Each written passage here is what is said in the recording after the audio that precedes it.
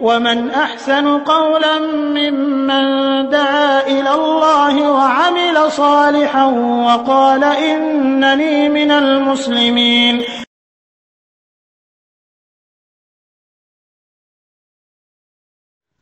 ওয়ালাইকুম আসসালাম রহমতুল্লাহি ওয়া বারাকাতুহু। স্নেহধন্য সাগরেদ এবং অত্র গ্রুপের অন্যতম অ্যাডমিন নাসির আবু খালেদ, আপনি প্রশ্ন করেছেন যে কেউ যদি শিরিক করে থাকে না জেনে, অর্থাৎ জানেনি যে সেটা শিরিক, এভাবে শিরকি কর্মকাণ্ড সে করেছে অতীতে, এরপরে সে যখন জানতে পারলো যে এগুলো শিরিক, এজন্য সে ক্ষমাপ্রার্থী হলো আল্লাহর কাছে, মানে আল্লাহর কাছে আন্তরিকভাবে ক্ষমাপ্রার্থী হলো, আল্লাহর কাছে তওবা করলো। তো এইভাবে আল্লাহর কাছে তওবা করলে আল্লাহ কি তার সারা জীবনের এই ভুল কর্মে যে করা হয়েছিল শিরিক, এগুলিকে আল্লাহ ক্ষমা করে দিবেন? হ্যাঁ, ইনশাআল্লাহ আল্লাহ রাব্বুল আমিন ক্ষমা করে দিবেন, কারণ আল্লাহ বড় ক্ষমাশীল, মহা ক্ষমাশীল, মহা দয়ালু। তবে শর্ত হলো যে তওবা হতে হবে খাঁটি মনে তওবা, তাওবায়ে নাসুহা। যে তাওবার ব্যাখ্যায় বলা হয়েছে যে শুধু আল্লাহর ওয়াস্তে তওবা হতে হবে এবং গুনাহ থেকে তাৎক্ষণিক, যে গুনাহ থেকে তওবা করছে সে গুনাহ থেকে তাৎক্ষণিক ফিরে যেতে হবে এবং আল্লাহকে ওয়াদা দিতে হবে যে এই গুনায় আর সে যাবে না, এই পাপে সে আর লিপ্ত হবে না, অর্থাৎ এই শিরকের পাপ সে আর জীবনে করবে না। আর একটি শর্ত হলো লজ্জিত হওয়া, কৃত পাপের ওপরে, এই কৃত শিরকের ওপরে লজ্জাবোধ করা, লজ্জিত হওয়া, সারাটি জীবন আল্লাহর কাছে লজ্জিত হয়ে থাকা। তওবা করার আরেকটি শর্ত হলো যে মৃত্যুর ফেরেশতা প্রত্যক্ষ করার পূর্বে তওবা করা, অর্থাৎ মৃত্যুর জাকান্দানি শুরু হওয়ার আগে তওবা করা, তাহলে আল্লাহ এ তওবা গ্রহণ করবেন ইনশাআল্লাহ। রাসূলুল্লাহ সাল্লাল্লাহু আলাইহি ওয়াসাল্লাম বলেন, ইন্নাল্লাহা ইয়াকবালু তাওবাতাল আবদি মা লাম ইউকাররির। আল্লাহ বান্দার তওবা গ্রহণ করে থাকেন যতক্ষণ পর্যন্ত তার কণ্ঠনালীতে জান চলে না আসে। তার মানে একেবারে মৃত্যুর জাকান্দানি, মৃত্যু শুরু হয়ে গেছে, এই মুহূর্ত ছাড়া যদি তওবা করে এর পূর্বে তওবা গ্রহণ হবে। তওবার আরেকটি শর্ত হলো যেটা এখনো পাওয়া যাচ্ছে না, সে শর্ত হলো যে পশ্চিম দিক থেকে সূর্য উঠে গেলে আর তওবা গ্রহণ হবে না। কেউ নতুন হারে ঈমান আনতে চাইলেও তাদের ঈমান গ্রহণ করা হবে না।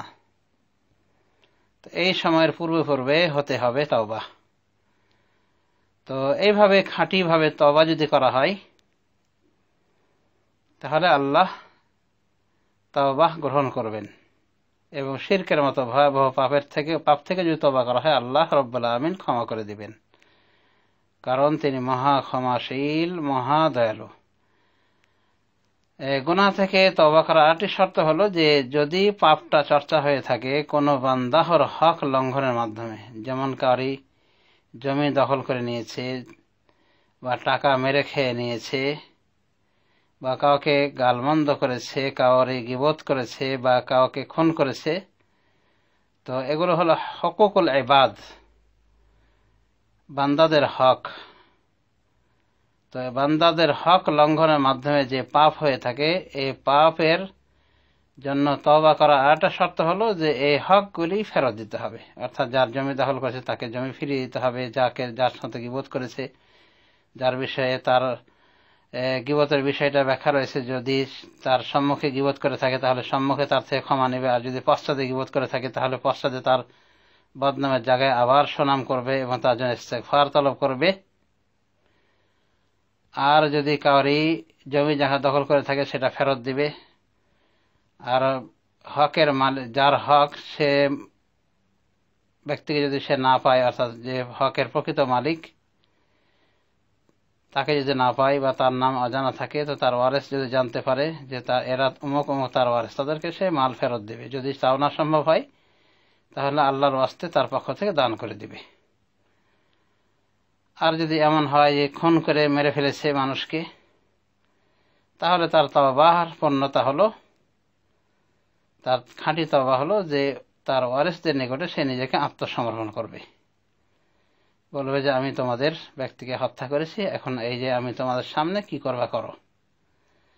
হত্যার বদলে হত্যা করবা, হত্যা বদলে হত্যা করবে, নাকি হত্যার বিনিময়ে রক্তপণ আদায় করবে যার মূল্য 100টা উট। আর যে দিতে সক্ষম না হয় তাদের কাছে অন্যায় বিনয় ভাবে মাফ চাইবে, ক্ষমা চাইবে, যেন তারা তাকে ক্ষমা করে দেয় সবাই মিলে। তো এই ছিল তওবাহর কিছু শর্ত এবং তওবার কিছু নীতিমালা।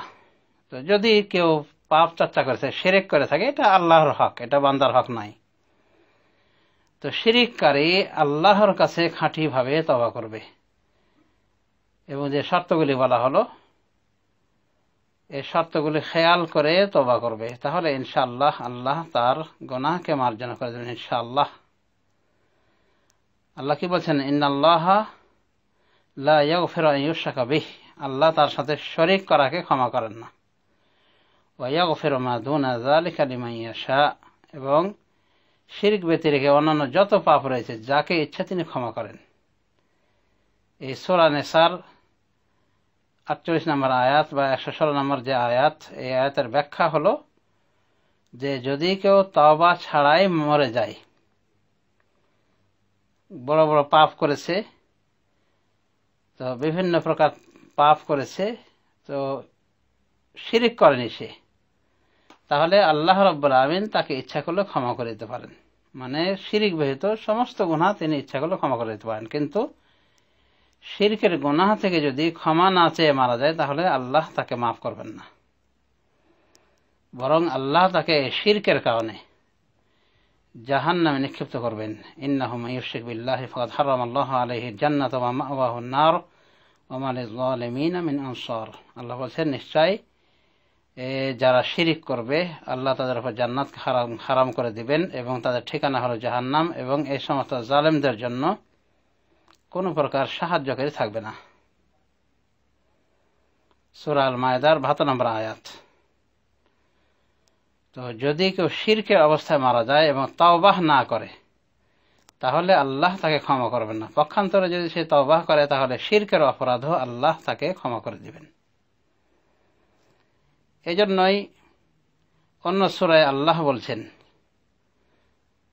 সূরাতুজ জুমারের ভিতরে, কুল ইয়া ইবাদিয়াল্লাযীনা আসরাফু আলা আনফুসিহিম লা তাকনাতু মির রাহমাতিল্লাহ। আপনি বলে দিন, অর্থাৎ হে রাসূল আপনি বলে দিন, ইয়া ইবাদিয়াল্লাযীনা আসরাফু আলা আনফুসিহিম, হে আমার বান্দাগণ যারা নিজেদের নফসের উপর অবিচার করেছো, সীমা লঙ্ঘন করেছো, অর্থাৎ অনেক অনেক পাপ করেছো, লা তাকনাতু মির রাহমাতিল্লাহ, তোমরা আল্লাহর রহমত থেকে নিরাশ হয়ো না। ইন্নাল্লাহা ইয়াগফিরু যুনুবা জামিআ, নিশ্চয় আল্লাহ সমস্ত গুনাহ ক্ষমা করে দিবেন। ইন্নাহু হুয়াল গফুর রহিম, এবং নিশ্চয় তিনি হলেন মহা ক্ষমাশীল, মহা দয়ালু। অত্র আয়াতে যে আল্লাহ বলেছেন যে তোমরা নিরাশ হয়ো না আল্লাহর রহমত থেকে, এবং নিশ্চয় আল্লাহ সমস্ত গুনাহ মাফ করে দিবেন।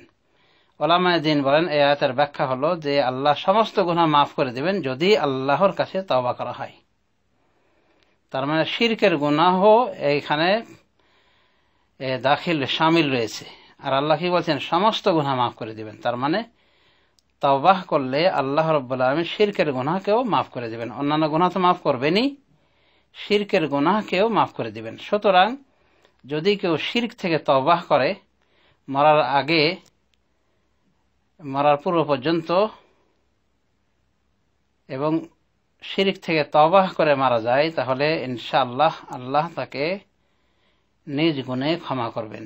আল্লাহ বলছেন অন্যত্র, কুল লিল্লাযীনা কাফারু ইন ইয়ানতাহু ইউগফার লাহুম মা ক্বাদ সালাফ, আপনি বলে দেন কাফেরদেরকে যদি তারা বিরত হয়ে যায়, মানে কুফর থেকে বিরত হয়ে যায়, মানে তওবা করে ফেলে, ইউগফার লাহুম মা ক্বাদ সালাফ, তাহলে তাদের পূর্বের কৃত যত অপরাধ ক্ষমা করে দেওয়া হবে। মানে শিরকের পাপ সহ আরো যত পাপ আল্লাহ ক্ষমা করে দিবেন এই কাফেরদেরকে যদি তারা বিরত হয়ে যায় কুফরি থেকে, মানে কুফরি থেকে পরিবর্তিত হয়ে ইসলামে প্রবেশ করে। তো এটা বড় তওবা। তো এই তওবার মাধ্যমে কাফেরদেরকে তাদের কুফরি অবস্থার যত পাপ সব আল্লাহ মাফ করে দেন। আমর ইবনে আস রাদিয়াল্লাহু তাআলা আনহু রাসূলুল্লাহ সাল্লাল্লাহু আলাইহি ওয়াসাল্লামের নিকটে বায়াত করতে গিয়ে হাত বাড়িয়ে আবার হাতটা গুটিয়ে নেন। তখন আমর ইবনে আসকে বলেন, হে আমর, তোমার কি হলো, হাত বাড়িয়ে আবার হাত টেনে নিলে কেন বায়াত করতে যেয়ে? তো উনি বললেন যে আমি শর্ত করতে চাই। তো বলল, শর্ত কি? বলে যে শর্ত হলো যেন আল্লাহ আমাকে ক্ষমা করে দেন, মানে আমার ক্ষমা হয় এই শর্তে আমি আপনার সাথে বায়াত করব। তখন রাসূলুল্লাহ সাল্লাল্লাহু আলাইহি ওয়াসাল্লাম বলেন, হে আমর, তুমি জানো না, আমা তা'লামু আন্নাল ইসলাম ইয়াহদিমু মা কানা ক্বাবলাহু, তুমি কি জানো না হে আমর যে ইসলাম পূর্বের কৃত সমস্ত অপরাধকে ক্ষমা করে দেয়, ধ্বংস করে দেয়।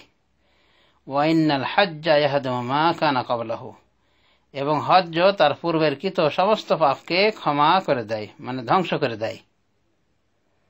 মুসলিম শরীফের হাদিস। তাহলে আমরা কি বুঝলাম যে একজন কাফের ইসলাম কবুল করলে তার সমস্ত পাপ ক্ষমা হয়ে যায়, পূর্বের কৃত যত অপরাধ ক্ষমা হয়ে যায়। তো এটা একটা বড় ধরনের তওবা, যে কাফের কুফরি ছেড়ে দিল, মুশরিক শিরক ছেড়ে দিল। সুতরাং যে ব্যক্তি শিরিক করেছিল অজান্তে, তার তো অপরাধটা অনেকটাই বলা যেতে পারে যে ক্ষমার দৃষ্টিতে দেখা হবে, যেহেতু না জেনে শিরিক করেছিল। আর জেনেও যদি শিরিক করে কিন্তু ক্ষমা প্রার্থী হয়, তাহলে ইনশাআল্লাহ আল্লাহ ক্ষমা করে দিবেন। আর ক্ষমা করে দেওয়ার অর্থ হলো আর তাকে পূর্বের কৃত শিরিকের জন্য পাকড়াও করবেন না, বা সে কারণে তাকে প্রায়শ্চিত্ত দিবেন না, আযাব দিবেন না। রাসূলুল্লাহ সাল্লাল্লাহু আলাইহি ওয়াসাল্লাম সহিহ হাদিসের ভিতরে বলেন, আত-তাইবু মিনাজ যামবি কামান লা যামবা লাহ, গুনাহ থেকে তওবাকারী ওই ব্যক্তির মতো যার কোনো গুনাহ নেই, মানে নিরপরাধ মানুষের মতো হয়ে যায়। এভাবে রাসূলুল্লাহ সাল্লাল্লাহু আলাইহি ওয়াসাল্লাম সুনান গ্রন্থের সহিহ হাদিসের ভিতরে বলেছেন। সুতরাং শিরকের অবস্থায় যে পাপ হয়েছিল, বা যে মুসলিম ব্যক্তি দ্বারা শিরিক হয়েছিল অজান্তে, এবং শিরক জানার পরে পরবর্তীতে সে তওবা করে নিয়েছে, যদি সে তওবা করে থাকে প্রকৃত অর্থেই তওবার যে সমস্ত গুণাগুণ সে অনুযায়ী, তো ইনশাআল্লাহ আল্লাহ তার কৃত সমস্ত শিরক গুলিকে মাফ করে দেন ইনশাআল্লাহ। আশা করি বুঝতে পেরেছেন, প্রশ্ন উত্তর ক্লিয়ার হয়েছে। ওয়াবিল্লাহি তাওফীক ওয়া সাল্লাল্লাহু আলা নবিয়িনা মুহাম্মদ ওয়া আলা আলিহি